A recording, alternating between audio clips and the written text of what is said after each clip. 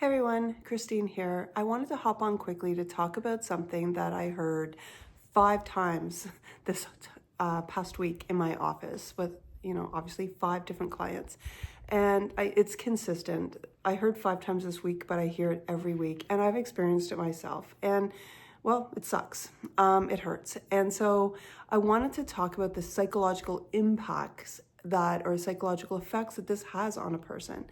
And a little bit of background, as we all know, we live in a very digital society. Online dating and online gaming and groups with friendships, a lot of our connections are online.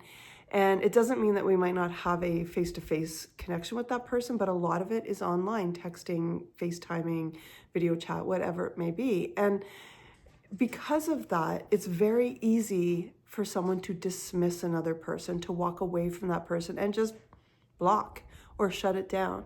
And what I want to talk about today is the ghosting aspect that happens and the psychological effects that ghosting can have on a person. We need to do better. We need to communicate. I often talk about gaslighting. And gaslighting is any time that we start to question our sanity, to say, did that happen? Did I say that? I'm sure I heard that. What, did I make it up? Was I imagining it? All of those questions that we have, and it's often associated with narcissistic abuse or dealing with a narcissistic person. I am not saying that people that ghost are narcissists. I'm not saying that at all. I'm just saying that that's where we often see it. Gaslighting happens everywhere. Sometimes gaslighting is unintentional. And maybe this person ghosting you was unintentional gaslighting. But the impact is still there, right? The psychological impact is still there. So also, I'm not talking about times where, it's like you just meet somebody online. It's like, hey, how are you? What do you do? How are you? What do you do? No connection, ghost. Or if it's an abusive situation and you need to get out of there, no, run. I'm talking about those times where it's consistent communication, good communication, and maybe it's a month or 2 months or more, and maybe you do see the person face to face in there, maybe you don't, but it's that consistent communication, and by, all intents and purposes, everything is going fine.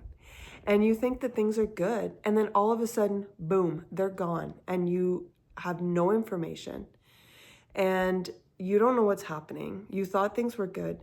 In some situations, plans are being made to meet up. Plans are being made and you're talking about the plans, and then boom. And I had 2 of my clients this happened to this week, and this has happened to me too. And it's like, okay, maybe they're just busy.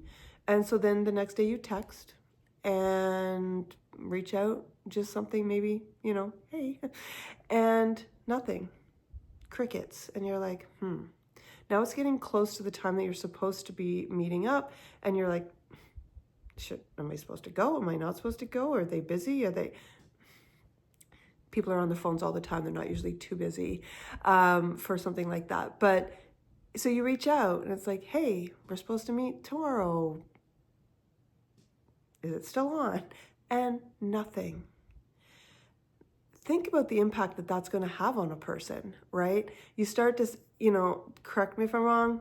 I'm sure some of you have gone through this, and you start going through all the text messages and like, did I say something in there that offended? Did I do something that upset them? Is there something wrong with me? Did I not answer them properly? It starts to play on your self-worth, and you start to question your sanity because it seemed okay. Everything seemed great, actually. And you keep going over it. Some people even have told me, maybe they were in an accident and they start Googling their name and stuff, because that can be the only logical reason why they would do this. Or maybe I was just an option and maybe they pick someone else. All of these things start going through people's minds, and that really impacts their self-esteem, their self-respect, their self-worth. And the other person just moves along. So the other thing that this type of gaslighting can do to a person is it can create a trauma response almost in their brain. I'm not saying that ghosting is like a horrific trauma, but it can be traumatic in the sense that it impacts your hippocampus because you don't know what you did wrong. And it impacts your hippocampus. So maybe you're in another relationship, or maybe you reconnect with this person. And, there's space between the text message, or you're in an area, or it doesn't go through. And all of a sudden the hippocampus says, oh, here we go. And it triggers the stress response in you. And so right away your brain starts racing, and it starts saying, oh, I'm being blocked. I'm being ghosted again. All of these things. And it's really hard, especially if you're someone who isn't like that, doesn't have those insecurities normally, doesn't think that way. And all of a sudden it's creating this. So then you start to think you're losing your mind even more, right? It's such a big thing that people don't realize, the psychological effects that ghosting has. And it can change somebody who doesn't normally see things this way or has never experienced that kind of thing. And so the other thing I want to talk about is something that my clients say to me all the time. And, I'm on board with them because I think the same way. I am not someone who is going to beg anyone to want to be with me. And I'm not somebody who's going to chase after somebody who I think doesn't want to be with me, who is ghosting me. It doesn't mean that I'm not hurt, right? And my clients say this all the time. It means that I'm not going to keep checking in. I'm not going to put myself in that situation. And so a client said to me this week the exact same thing. And I said, yes, 100%.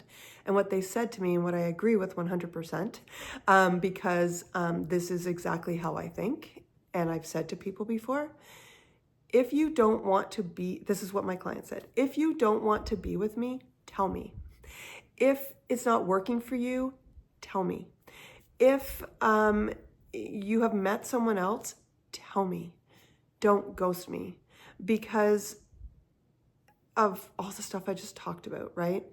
My client said, and I agree, because again, I'm the same, I have said this, I am not going to fall apart, or I am not going to go off on somebody. It's going to hurt, absolutely.